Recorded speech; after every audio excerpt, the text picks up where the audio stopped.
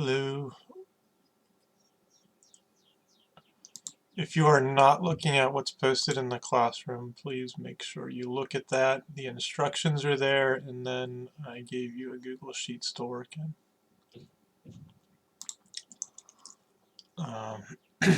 We'll do the first couple together though. And then we're probably going to run out of time, and then we'll work on some tomorrow as well. So yeah, a bunch of you are looking at this. So we're going to learn a little bit more about Google Sheets today, or Microsoft Excel. What an amazing program it is. So I actually don't think I need my sketchbook up. I think we are going to look at Google Sheets. It should be like this. Go ahead and make sure I name that. I don't know if I named that or not for you. Yeah, it should already have a name. You should be good. Yeah, you're going to have 2 days to complete this. I am going to walk you through the first couple. In fact, I will walk you through as many as you need because it is a bit confusing doing it over the internet here. But if you read the directions carefully, it should tell you what's going on. You're going to use the tables below to create scatter plots in Google Sheets. So the first thing is you're going to look at problem 1 and make a table out of it in Google Sheets here. Let's see, this is going to be scatterplots _7. Then you're going to actually apply a line of best fit, and I'll show you how to do that. You're going to calculate correlation coefficients today. You are then going to write a sentence describing what your correlation coefficient actually means, and then you're going to write the equation for the line of best fit. And Google Sheets does most of that for you. You just have to know how to tell it to do that. So down at the bottom here, you'll note that you can add different sheets to it. So I have sheet 1 and sheet 2. You can see that, right? Yeah, down here at the bottom. Sheet 1 and sheet 2. If you right-click on it, you can rename that. So I'm going to rename this as problem 1, and that's where I'm going to label problem 1. This sheet here will hold problem 2. And then you can add more to it. So you get problem 3, 4, and 5. 3 will go there. Problem 4 will go there. And problem 5 will go there. So again, just right click on the thing, go to rename. Actually, if you click the arrow, it goes there too. I click rename and just name them so I know which problem's which. And then we can get started from there. And the first thing you're going to do, and you might even be able to copy and paste it because I already wrote it out for you. I don't know if it'll work this way or not because it's in a table. It might just put it in one. Did that do it? Yeah, you can literally just copy and paste that table in there. So that worked out nice. Or you can sit there and copy it out. We can get rid of our borders if we don't want our borders. Things like that. So you have your north latitude and Fahrenheit. It should work this way. I normally do things vertically when I make scatter plots, so maybe not. We're going to highlight it. We'll just try it. Go to Inserts, Chart.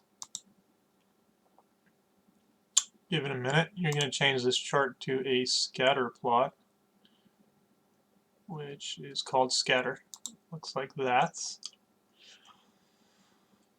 And over here we have temperature in Fahrenheit, which is our second group. And we have latitude. North is up there, so this is looking out good. We got a title already, and it kind of made your scatter plot. This is great for a scatter plot. It did it pretty easily for us.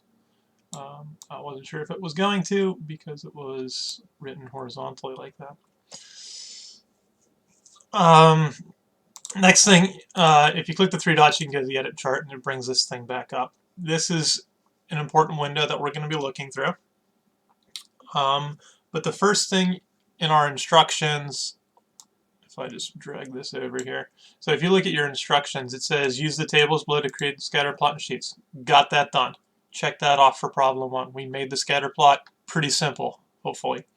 Next, we're going to apply a line of best fit to the scatter plot. So I'm going to take my scatter plot, and I'm going to go over to this Customize tab, and I'm going to go to Series. And under Series, there should be this option for Trend Line. And I'm going to select Trend Line. Trend Line is then going to put that line of best fit. Now, what this line says, this line is saying if this was a linear function, because you'll note that my type is linear. If this is a linear function, this is the function line that best suits the data. Okay, so we click on trend line to get linear. This is not going to be perfect. Sorry, I was trying to move this down. This is not going to be perfectly going through each of your dots. Because in the real world, when you go and collect data for maybe your science experiments or whatever, you're not going to get a perfect relationship between things. There's going to be variables that you didn't take into account for that might affect things. For example, this is just saying, hey, latitude is a function of temperature. And it makes sense. The higher latitude you get, the colder the temperature should be. Is that what's going on here? Yeah. Right? The further away from zero, the equator you get, the colder it should be. However, we know that ocean currents play effect in temperature. We know lakes play effect in temperature. We know wind currents and stuff like that play effect in temperature. So it's not going to be perfect because there are other variables that are affecting it. But if I wanted to predict something, I want to assign the best line I can. So it's this line right here. So we assigned our line of best fit. So again, just looking at our instructions, check on the first two here, right? Next, we want to calculate correlation coefficients. And that's actually really simply done. It is a function within Excel. By the way, functions, check out the f of x up here. That's like your y, see? Type in functions. So we're going to go ahead and type in a function to actually find our correlation coefficient. And that's going to be the function coral. So you can go to, whenever you tell Excel, I think we've done this before, but when we tell Excel that we want to type in a function, you're going to hit the equal sign first. So I'm going to say equals, and then I'm going to type in the function command. In this case, I want correlation, which is coral, C-O-R-R-E-L. And it might start coming up there. And I'm going to put a parenthesis. And then I'm going to select the data set that I want first. And that's going to be my X values. That's my first line in my table. Do not select the label here. You just want the numbers. So I just want these. After that, I'm going to press comma. And I'm going to select my Y table, which is these ones. Again, I don't want any of the labels in this.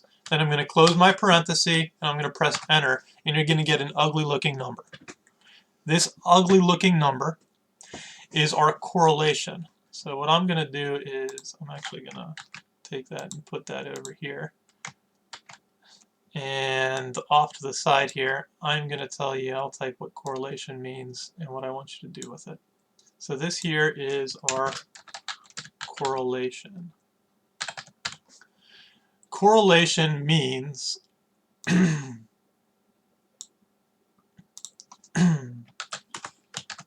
how well does, in this case, your X variable,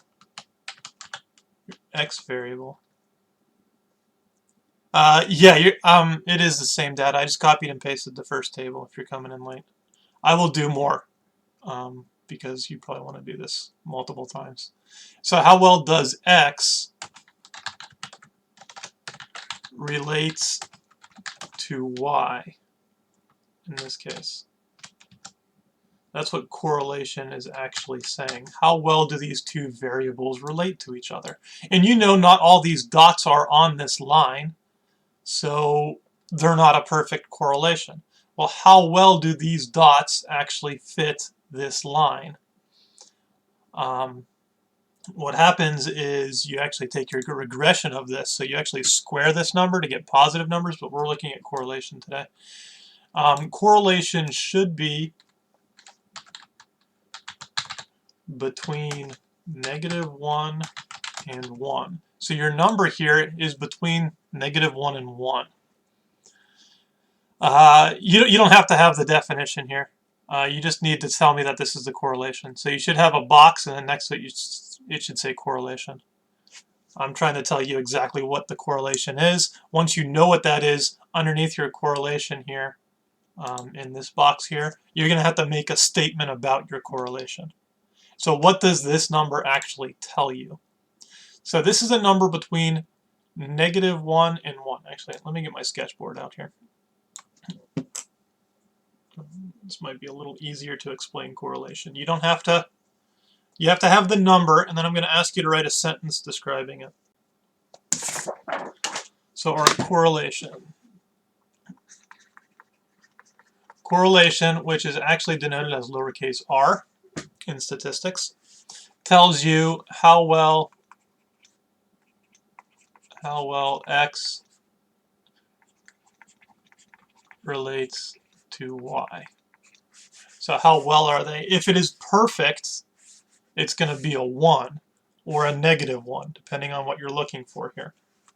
So in linear functions, so lines, in lines, your correlation is going to be between, so r has to be greater than or equal to -1 or less than or equal to +1.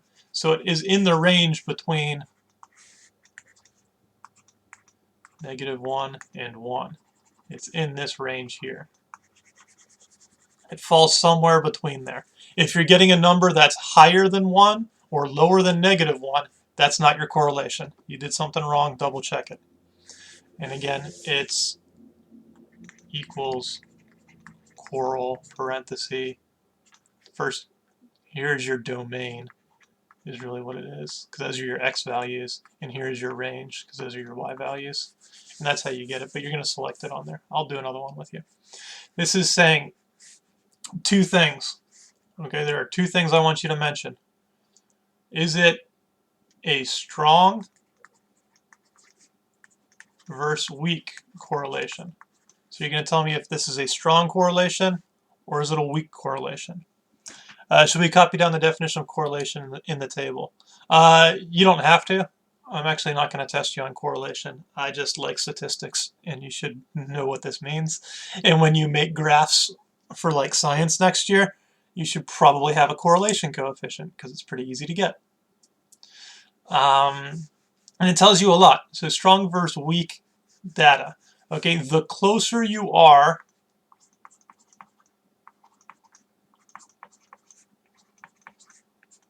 to -1 or 1, the stronger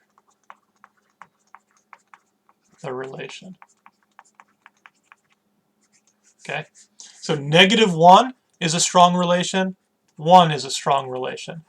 Or it's kind of ambiguous and up to judgment, but in general, if we have like -1, -0.9, -0.8, these are all considered strong. If we have kind of like your -0.7, -0.6, -0.5, these are kind of a little weaker. These are kind of like in the middle. If you have things like, let me do this actually, I'm going to run out of room.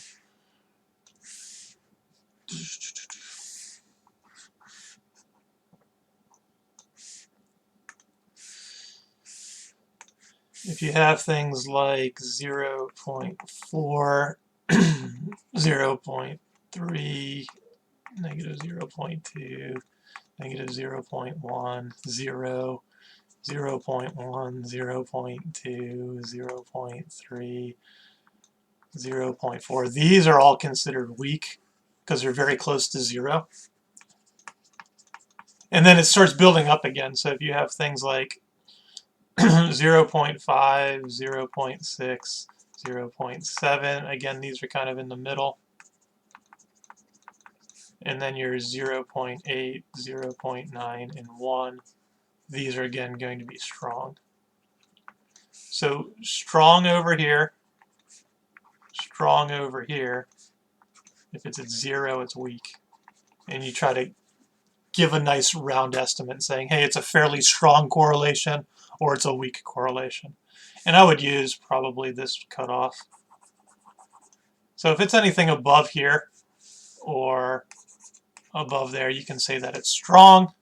If it's anything below, you can say that it's weak, something like that.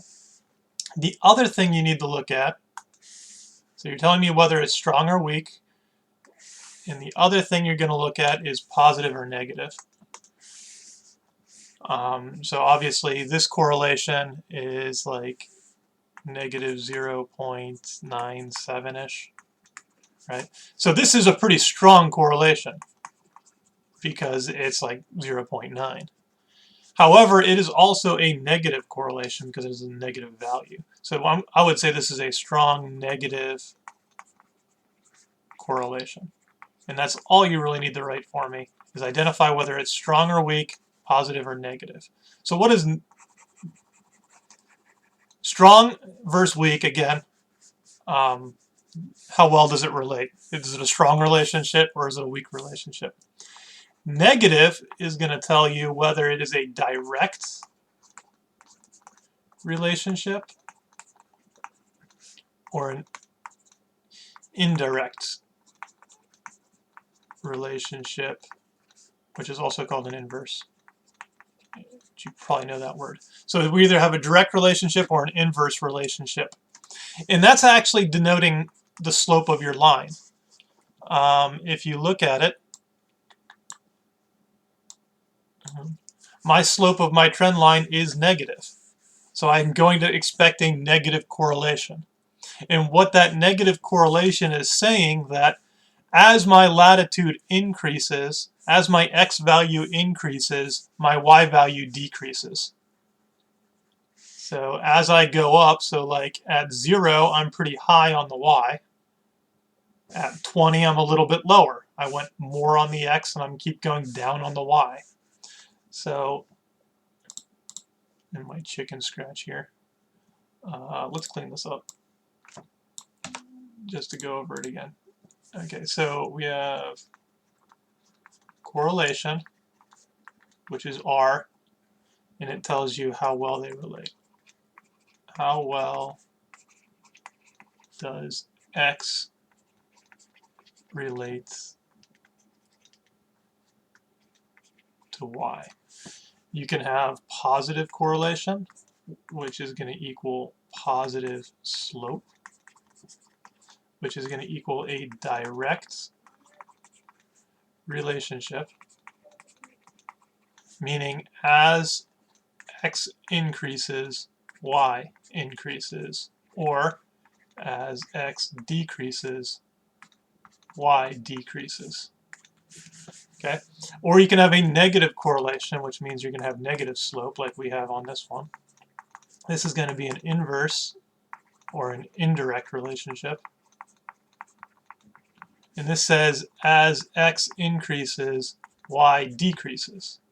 Or as X decreases, Y increases. So you can see they do opposite things on there, so it's an inverse. And then you also have strength. And again, you're looking at things like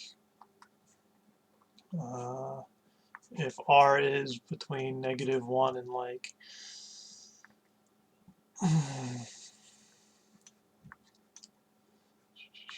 we'll do it that way, and like, I don't know, what did I say?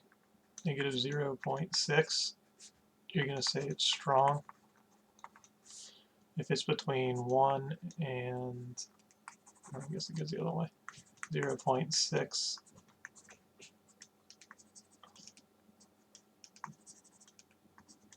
and 1, you're saying it's strong.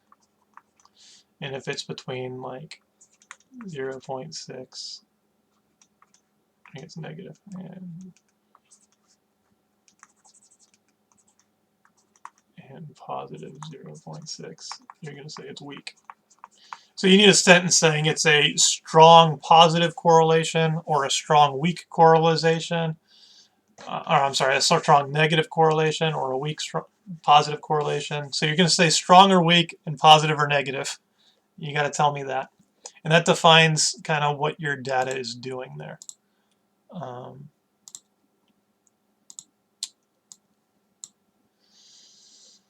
Let's see, back to our Google Sheets, which is on a different sheet of paper. So any questions about what correlation means? And again, to get it, I'll type that in again. You're going to come up to your f of x bar. You're going to tell me it, did I delete something? No. Okay, in my f of x bar, I'm going to say equals, then I'm going to type in correl, C-O-R-R-E-L, parenthesis, select your domain, which is your x values, a comma, select your range, which is all your y values, end parenthesis, hit enter, and it goes in, and it makes that. So here, we're going to describe our correlation below. Myself more room there. And this is going to say a strong negative correlation. And that's all I want you to do for correlation. So here we have our correlation. We've made it clear that we know what it means. It's strong negative correlation. And we have our trend line, we have our scatter plot. There's one more thing I asked you to do in your instructions, and that is to come up with the function of this actual line. So I want to know what the function of the trend line is.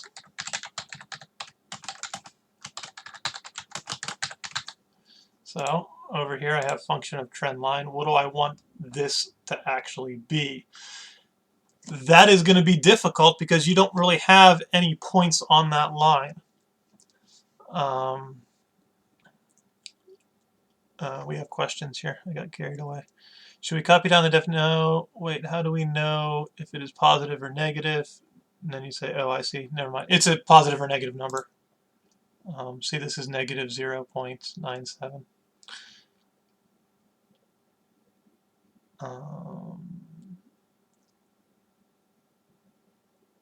Okay, that's you're just answering him. Good job, John. Okay. Next, we want to get the line for this trend line, and that's actually you're going to tell the computer to do it for you. Earlier this week, you were given lines that were on graphs, and you found 2 points, and you had to tell me what the function is. We're going to have the computer do it for us today. So we're going to come over here to Edit Chart. We're going to go to Customize. We're going down to Series again. And right below where it says trend line, okay, you should note a few things. One, we could have different trend lines for different types of functions, so make sure you stay in linear. You can change your color there. You can change how opaque it is. You can change the thickness of it. You can label it, all that. But we are going to look at our label here. Our label here, you're going to come down and say use equation. And when we do that, it gives you the equation right here. You'll note that it looks very similar to that y-intercept form. So our function over equation here is the temperature of f, which is our f of x value. So we're going to write f of x, so I know it's a function. I'm going to say it equals, and then it's this function here. It's negative 1.6 times x plus 92.3. And I get my function right from it. If you were to graph that, it would be this line right here. And that's really all I need to see for each of these. So we will do the next one as well. And then I gave you the rest of today and tomorrow to finish all 5 of them. Just kind of getting you used to Google Sheets, how great of a program this actually is, and how to solve things. So again, once you get all that information on the page, leave it there. Don't delete anything off the page. Go to problem 2. Yeah, John, I'm going to do it again, but I'm going to do number 2. So if you want to fix number 1 based on how I do number 2, please do so. So now I'm going to go over to problem 2, and again, I just added more tabs at the bottom and click problem 2. What I'm going to do next is literally just copy and paste. That didn't work. Oh, it's all over here. That's why I'm looking at my other monitor. I'm literally just going to come down here. I'm going to copy and paste my table in. So highlight it, Control C, and over here, highlight a bunch of blocks. Control V is paste. Let's see how well that copied over. That looks good. Again, I don't like the borders, so I'm getting rid of them. If you want to move that up to 1, you can, but it doesn't really matter where this is. Just remember that these here are your X values. These here are your Y values. So what we're going to do is you're going to highlight your chart, go to Insert, Chart, and make sure you choose Scatterplot, which it probably already is because that's the last one you used. But scatter chart, you should be able to see that our dots are kind of trying to make a line here. So this one does look like a positive line, so you should be thinking of a positive slope, therefore a positive a positive correlation. Excuse me. So you're going to go over to Customize. You're going to go to Series, and you're going to go down to Trend Line. Select the trend line, and go ahead and change it to show the equation right now, so we can get our equation too. Once you're done there, you don't need this anymore. You can come somewhere and you can write the equation if you want to do that first. So here we have f of x is equal to 10.6. This asterisk here is a multiplication sign. The computer needs it so it knows that you're multiplying. And you really don't need it here because you're not actually telling the computer to do anything. You're just telling it what it is. Clean up your signs. This does say plus minus, so that's just a minus. And that's 20916 is where it's estimated to go down, which doesn't really make much sense for this function, but then when you actually think about it, it's your x values are years, and your sales values should be going up as years go on, but at some point your company's not going to exist to have sales, and when your company first existed, it might actually have negative sales because you might actually owe some money, things like that. So keep that in mind, but it does fit the line. That's what the computer's telling you it is. Go with that.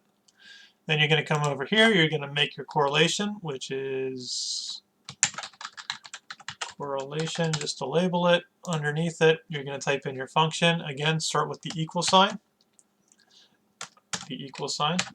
And then you can type coral, parenthesis, select your domain, comma, select your range, and parenthesis, enter, and you get a 0.99. And then you make a statement about your correlation, and that is a strong positive correlation, meaning that these dots pretty much fit this line almost perfectly. I mean, again, there are going to be some things that happen within your years and your sales that might affect it a little bit here and there, but in general, it's looking like this company has some positive growth, and it might be a good company to even invest in because you can see that over the years, the worth of this company, the sales, has increased. There's no reason based off of this trend that it would go down. In fact, each year or each segment here, it's actually reporting gains. It's going up the whole time. So it makes sense. And that's really all you need to do for each problem. Is there going to be a stream tomorrow or any work? Tomorrow I do plan on streaming, and it is just to cover this again if you need this again. If you have questions on it, if you forget things, you can ask. I am going to tell you to double check option C for especially your science work. A lot of people kind of turn things in random places, and I want to make sure that I found all of it. If you notice I am missing something, please email me it again, which will make it easy for me to find again, because hopefully you have a copy of it somewhere, or tell me why I can't find it or where I can go to find it.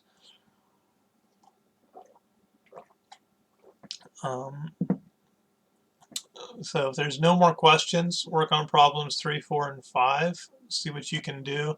And tomorrow we're just going to continue with this to see if we can make any more sense out of it and see if you have any more questions, things like that. So I am going to end it there.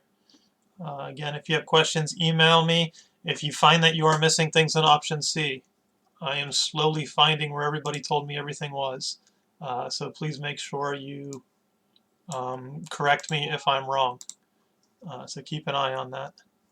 Option C is your actual grade, not the classroom. Yeah, I'd like this to be done by Friday. I'm trying to get you, I mean, everyone has some strange thing going on in their life right now. If you could get every week's worth of math in by Friday, that would be awesome. Should we redo these ones? If you didn't do them already, then yeah, you have to do them. You could have just followed along with me if you wanted to, but if you didn't do them, yeah, do them. And again, you should have them down here on the tabs. Don't give me 5 different Excel sheets. And again, if you start messing with this, wherever, I don't know where my problem one went. I must have deleted it. If you start messing with these numbers up here, like if I put in 2000 there, it messes up everything. Like my correlation just went down. That 1 point really screwed it up. So just make sure you're, once you get one done, go to another page so it doesn't screw it up. I don't know how I screwed that one up. I must have deleted it somehow. But should be pretty good. If you have any other questions, let me know. And I'm going to end it there. All right, bye. Thanks.